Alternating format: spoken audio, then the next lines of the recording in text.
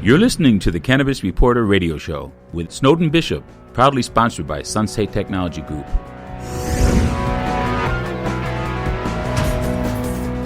Welcome to another edition of the Cannabis Reporter Pro Series podcast. Thanks for joining us. I'm Snowden Bishop, and I'm delighted you could join us. Today's Pro Series interview features Sunstate Technology Group. For more than 15 years, Sunstate has delivered competitively priced IT support and computer network consulting to small, medium, and large-size businesses. Sunstate also provides IT services to municipal agencies like police departments, fire departments, emergency medical services, and other government offices across the southwestern United States. And today, they are providing a wide range of technology solutions for the cannabis industry, including Copper State Farms, which happens to be Arizona's largest cannabis cultivation facility.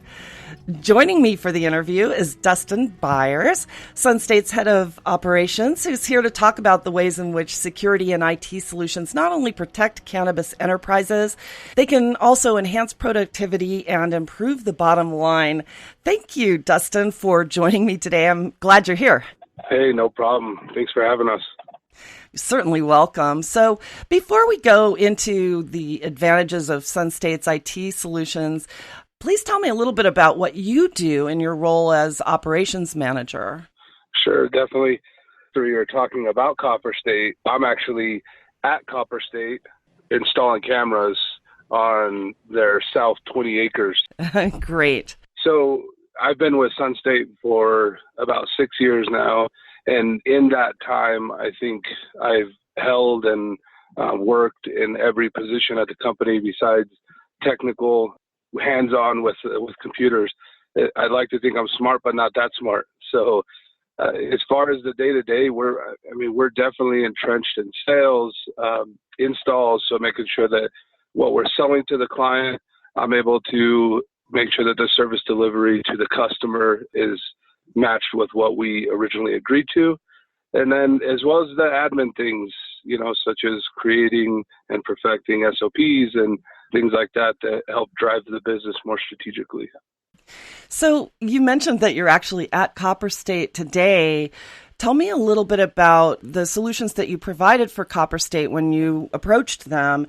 And then now that you've got basically all of their technology needs covered, what is it exactly that you're doing with Copper State? Sure. Yeah, that's definitely not one question that can be answered with one sentence as far as Copper State is concerned. So, and you're correct. I'm at Copper State today, where I'm helping our team here oversee, assemble, and install cameras in the southern portion of their 40-acre glass greenhouse grow in Snowflake, Arizona. So the facility is split into two 20-acre glass greenhouse sections. We originally, about 2 years ago, installed 150 in our first phase, cameras in 8 acres of the north 20-acre greenhouse. And that's what has taken Copper State through their current life cycle as a business, in, as far as growing that extraction and premium top shelf flower for their brand new processing facility to process and get out to sell to the patients. So now they've made the decision to grow the southern 20 acres of their facility, and that will be in a natural light setting.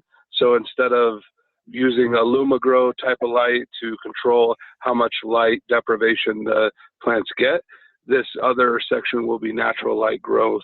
So that'll make it to where they can grow a lot more without as many hands on the product. So the way that Sunstate is involved with that 20-acre section is we're mounting currently 80 to 90 cameras in that area that all feed back to the main server room via fiber.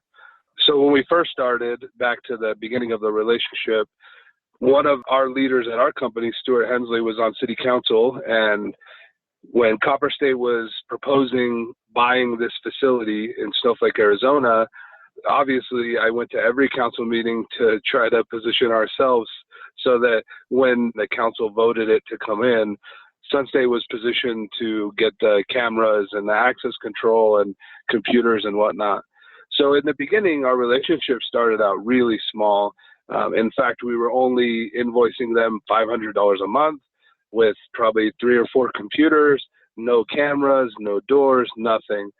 Fast forward 2.5, 3 years later, by the time the end of this year hits, Copper State now has 28 grown acres and then 2 dispensaries and their headquarters in Phoenix. So we'll be maintaining 4 locations.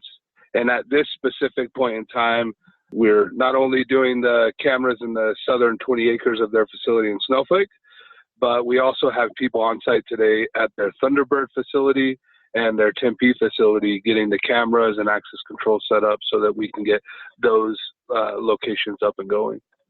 And were there a lot of compliance issues? Because I know that in Arizona, security is a big deal. And you said you were working with the city councils. What do growers need to know about that? You know, the challenges that I saw with Copper State when they came into Snowflake, and just a backstory on that, I actually live in the city of Snowflake. So from my backyard, I can see at night the purple haze of the facility from the LumaGrow lights. And so it was important for me, not only from a business perspective, but also from a personal perspective, to see this project to fruition, because Copper State, they went from providing 0 jobs to providing over 200 jobs in a period of 6 to 8 months. And so that's crucial for my community that I'm vested in. So going back to your original question, the big issue that I saw was the Planning and Zoning Committee had to, obviously the size of the facility, it's probably never been done, you know, a 40-acre glass greenhouse. In the U.S., it's never been done. So the Planning and Zoning Committee was really concerned about how close this was because of its size to any resident. So what's affected in the area, how close is it to a resident or a school or things like that. So there was some hiccups there. And actually, if you look back at the history of Copper State's approval, they were denied by the Planning and Zoning Committee. The Planning and Zoning Committee voted it down. And if you look back at it again, they had no actual reason besides it seemed more moral reasons at the time to turn it down. So when it got to city council, it was there was one person, there was a swing vote. It was 2-2, and then the swing vote came up, and that's what decided it. So I think at the time, what most people are concerned about is its proximity to residents or schools or things like that. Right, all of it.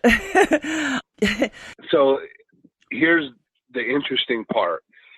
When we first started, of course, you know, Fife Symington, the owner, we were originally engaged with him, and we still have, Fife and I still have a great relationship, but since the company's grown, obviously there's more levels of leadership that have trickled in there.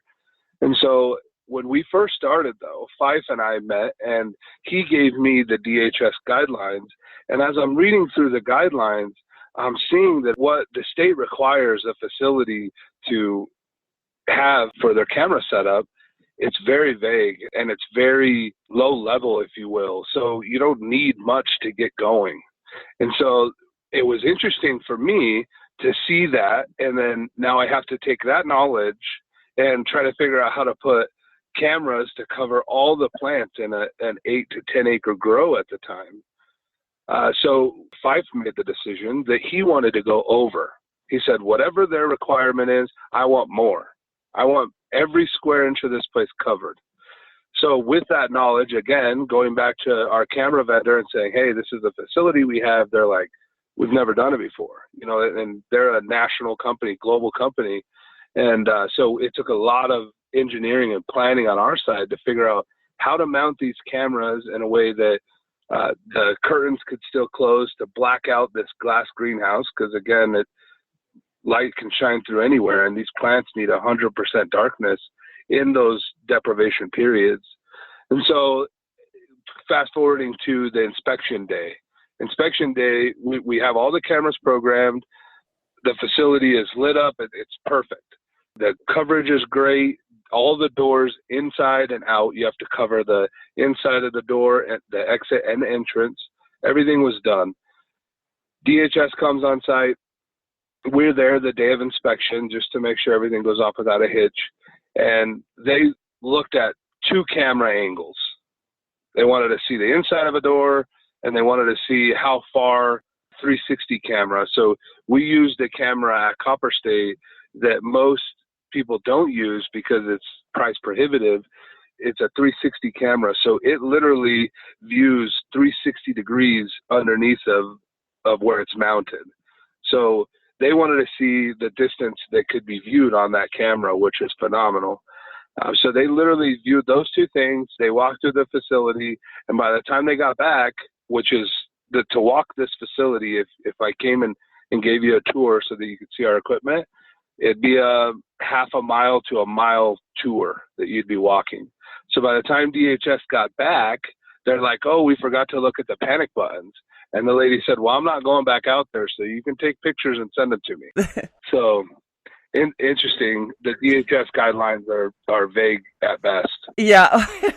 So for those who don't know, DHS stands for Department of Health Services, and that is the administrative arm in the Arizona government that handles all of the Arizona Medical Marijuana Act legal and oversight responsibilities in the cannabis industry. So, yeah. And I imagine that they were probably very impressed with with the extraordinary lengths at which you went to actually cover the entire facility that way.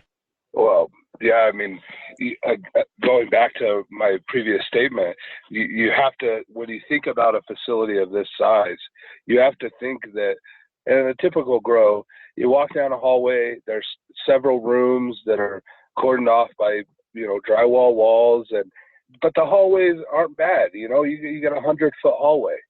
Here, we have 700-foot hallways. So it's not viewable with the same one camera as, a normal grow facility would be. So when you take that into consideration and you think, man, look at the amount of cameras that you have to put to cover that whole hallway, because if there's product in there, we need to be able to see it. No matter where product goes in the facility, it has to be seen. And so that was the main concern for us at the time, and also cost effectively, because when we come into all this, I would say almost any cannabis grow or dispensary is considered a startup. And so cash is king, cash is precious. So this whole time we're going through this, and still to this day, when I have a meeting with Fife about capital outlay and those projects, the number one thing I've learned is we need to figure out how to do it the most effective, the most inexpensive, and the quickest timeline. So when he calls me and he says, hey, I need something done, it doesn't need to be done 2 months from now. It needs to be done 2 weeks from now. So we've been able to tighten up those timelines. Therein lies the nature of the cannabis industry. And I think, as the laws relax, it probably won't be so much that way. But tell me about some of the other services that you provide. For instance, I know that you have disaster backup and recovery systems for all of their IT needs. I know that you also offer some basic software that can help to streamline operations. Am I correct about that? Sure. Yeah, that's a good question. So when we first started, of course, everything you just said we offer, right? So we're implementing disaster recovery solutions for clients almost monthly right now, and we're not talking small, 10 office deals. We're talking about fire departments that have a $25 million budget and 150 workstations. So we're trying to think about how this business continuity conversation works for every business. Obviously, in this scenario, we're talking about Copper State, and with them specifically, when we first came on, their CFO at the time and several other members of their senior leadership team were very concerned about backup and recovery. So, and what amplified that is at this time, MJ Freeway was hacked and their data was compromised and their servers were compromised. similar to situations that you've seen on mainstream, such as Target. So at that time, backup and recovery was paramount. So that if somebody hacked in and did anything malicious on a Copper State server, how are we going to shut that down, mitigate our losses, and get a new environment up and going as soon as possible? So we didn't go with one option for backup and recovery at Copper State. We have 3 options for backup and recovery at Copper State. Ones that live offsite, ones that offsite as far as another facility, ones that live offsite off network, so it's not even connected to the internet. So there are several things so that in the event that they were compromised in any way, we're able to blow the old stuff away and bring it back up within a 3 to 4 hour period so that their business continues to run flawlessly. Because when we come into a client initially, the first thing I want to know is, if you're down for an hour, how much is that going to cost you, right? So if the dispensary can't take transactions for 3 hours, is that going to cost you 10, 15, 20,000? What's that worth to you? And if it happens 3 times in a year, then we need to spend the $15,000, $20,000, $60,000 on getting this environment up and going, and getting a backup internet, and getting multiple ways to restore your data. So that's paramount to us. And again, as you mentioned in the beginning, cannabis is a small sliver of Sunstate. It represents a large portion because of how big Copper State is, but we're more entrenched in fire, police, EMS, the things you spoke about in the beginning. And could you imagine what it'd be like if those people are down? If a fire department's down for 3 hours, where does that leave them for taking calls, for responding to calls, for noting case files, things like that? That's where it's crucial. So that's the non-monetary things that are affected even more. So of course, that business continuity and disaster recovery, that's top of mind for sure. Well, I imagine that all of those needs do translate to the cannabis industry, given the regulatory constraints that are on the industry right now. I mean, until cannabis is fully legalized throughout the nation, I imagine that there will be some of these considerations that other businesses don't particularly need to think about. But also, this includes firewall protection too. Is that correct? Sure, yes. And all of our cybersecurity products and offerings and everything that we do to keep up to date with cybersecurity and their routers and firewalls and security patches, I hardly mention it because it's a no-brainer in any business that we support. So, I mean, and it's funny because now in the industry, we see a lot of people talking about cybersecurity. However, it's always been there. It's more of a concern now because it's happening more often, these malicious attacks and phishing attacks and people trying to get into your equipment. However, any IT provider should have been protecting for this all along. There shouldn't have been a lapse in them saying, you know what, we better start doing this. You should have always been paying attention to making sure that the receptionist isn't clicking on a FedEx email that she wasn't expecting and getting a virus on her computer that then affects the whole network.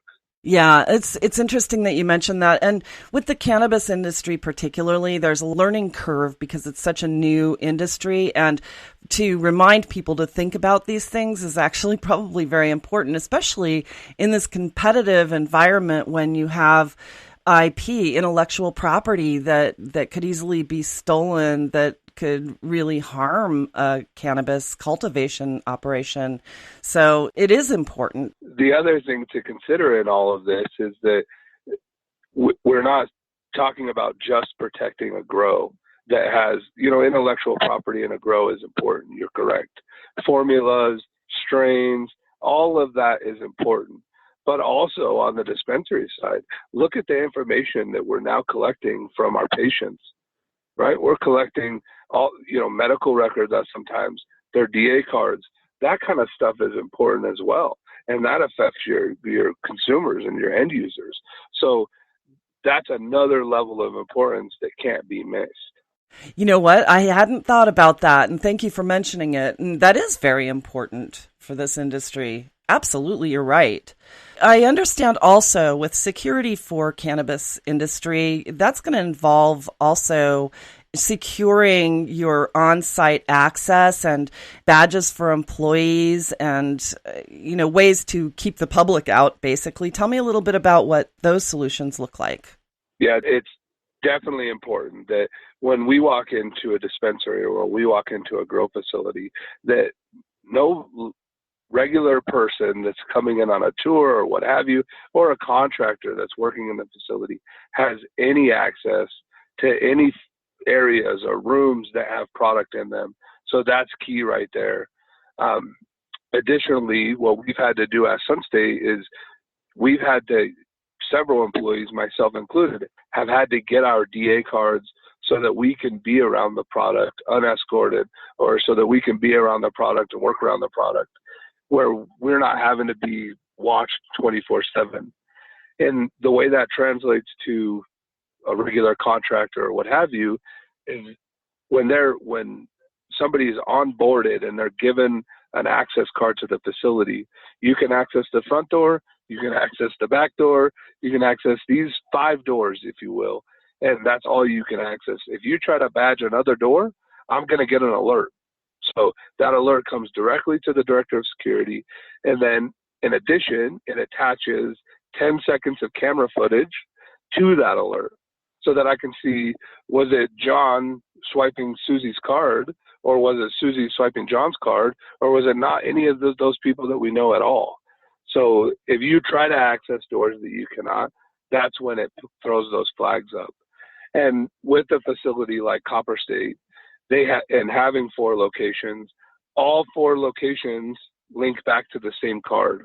So as an employee, I can take my card from the Snowflake facility and badge the doors I'm only allowed to badge, and then go to the Tempe dispensary and badge every door but the vault, if you will, or badge every door but the server room. So it gives us access to where we can have one badge for all 4 locations, and it's seamless for the end user. That seems like it might have been a daunting task at first when you consider there are 250 some odd employees having access to several different sites. Wow, that's impressive. Another interesting point is, as we were trying to figure out how to engineer, plan, and install this original camera install to get the facility compliant, we also had several doors that are non-conventional doors. They're big sliding doors that you can't just go to the store and buy access control for it. So we teamed up with the Copper State Maintenance Department, and we put together several locking mechanisms for these doors that, when I say several, I mean 12, that we had to mount specifically on every door. So this project has taught us that we can't work within our normal remove the ceiling tile, mount the camera type of environment. We have to try to think outside the box to mount cameras in a facility that's made purely of glass. Wow, that's interesting. So you mentioned a DA card, and for those of you who don't know, DA actually stands for dispensary agent. This is a security measure taken by DHS. So can you tell me a little bit about that? I had to get fingerprinted, and they had to send all that in. It was $500 for the year, and it's like $250 to renew it every year or something. Oh, okay. Yeah, so if I may. Yes. One thing I just wanted to share with you is that oftentimes, because of the size of Copper State, right? Copper State probably has as many cameras as every dispensary in Phoenix. And so with the size of Copper State and what we've accomplished here as a company, not only on the cameras and access controls, but on the servers and backup and disaster recovery, those kind of things, we, myself included, oftentimes really focus on access control and cameras, where when I think about Copper State, I think about our relationship with them as a whole. never do I walk into a facility and see a new grower or a new owner and say, hey, we do cameras and access control. In fact, if they have somebody else that they like, I am all for, hey, use your people. You know, we want to be your solutions provider as a whole, and we want to be your partner, and so that you can come to us and say, hey, we're getting this camera proposal. It's $25,000. We really want to use this guy. Can you comb through it for us? Can you look at it for us? 100%. If you want us to quote it for you, 100%, I'll do it. However, I want the partnership. I want the relationship. That's what I value more with Copper State than anything.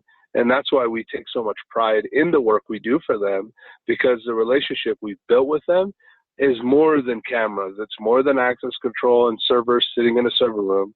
It's how are we helping you guys get to the end result of being the best you can be in the field you're in, right? So when it comes to putting this camera proposal together, we're not just talking about how many cameras do we need. We're talking about budgets. We're talking about how this is going to affect us in 3 to 5 years, what growth we need to plan for in 3 to 5 years. The same with employees. So how many are we going to have in the first quarter on board? How many are we going to have in the second quarter are we going to onboard? What do we need to plan for in the next year for our budget on miscellaneous network peripherals? Like, those are the kind of conversations that I want to have with a business partner of ours, not, hey, let me fix your printer, right? Like, that's all stuff that's standard. We're talking about standard stuff. Where Sunstate wants to be is we want to be the total solution provider that can be looked at as their IT department, right? So anytime anything goes down at Copper State, they're calling Sunstate with IT in regards to IT. They're calling Sunstate so that Sunstate can help guide, advise, do those things in an IT director's capacity. Because at the end of the day, the more successful we help make their business, the more successful Sunstate's going to be. Goal number one. Well, that's a good thought, and I'm sure it's incredibly beneficial for the client to have someone care that much about their business. So, yeah, well done. I think that as anybody who's listening to this, if you're just starting or you're an entrepreneur and you're just getting in deep, the first thing that you need to think about is who's going to take my business 3 to 5 years from now, right? Because we can find anyone to mount cameras. We can find anyone to engineer some locks for these doors that we've never seen before. But what we're not going to find is the integrity and the pride that they're going to take in your business. Not saying that other companies don't have that, but what I am saying is that that's what in your interview with these vendors, that's what you're looking for. Somebody that cares on a higher level.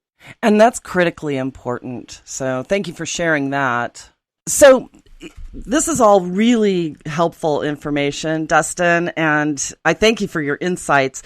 And I'd also like to invite people to visit Sunstate Technology Group's website. It's sunstatetech.com. And there's actually a case study on there that was conducted on the implementation of the security and technology protocols over at Copper State. So that's actually a really useful document, and have that online, but I'll add it to this particular interview post so that people can look that up. And then also there's a video that was done by the Growers Network that they took of the entire Copper State Farms operation. And in that, you will see a lot of the work that was done by Sunstate Technologies. So Dustin, any last thoughts before we wrap this up? Yeah, the only thing I could say is that if you're out there and you want to try some of that product that we're helping protect, Copper State's opening a couple dispensaries, so check them out. Great advice. So, yeah. Well, Dustin, thank you so much for sharing your insights. This, I think, will be very informative for people who are interested in learning more about what they can do to secure their cannabis operations and facilities. And I think that your experience in the other industries, especially the industries that require such heavy-duty technology support and security, like the civil service units, the fire departments and police departments. It's so important to be able to apply those things to an industry that has such tight regulations. So I think this is great information for people to have. So I thank you so much. Yeah, no problem. So I hope you've enjoyed this edition of the Pro Series here on the Cannabis Reporter radio show. As we bring this to a close, I'd like to personally thank Dustin for sharing his insights and knowledge with us today. And of course, it goes without saying how much we appreciate Sunstate Technology Group for supporting our educational platform. If you'd like to learn more about the company, please visit us online at thecannabisreporter.com and click podcast to find this episode. And there I will post some information and links to their website. I'll also post the Copper State Farms case study, and you can also visit them directly online at sunstatetech.com. If you're a professional and would like to share your story on our platform, please send an email to publisher@thecannabisreporter.com, and we'll be sure to get back to you right away. And thanks to all of you for listening. I'm Snowden Bishop, inviting you to check out our other Pro Series episodes right here on the Cannabis Reporter. Until we meet again, be safe, stay informed, share what you've learned, and make it a great day.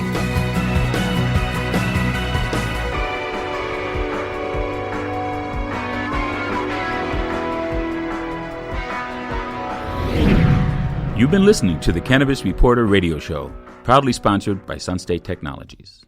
As one of our nation's fastest-growing industries, cannabis is already transforming lives. Hi, I'm Terry from Sunstate Technology Group, where we are proud to provide technology and security systems that help cannabis companies compete and succeed. For details, visit sunstatetech.com/cannabis.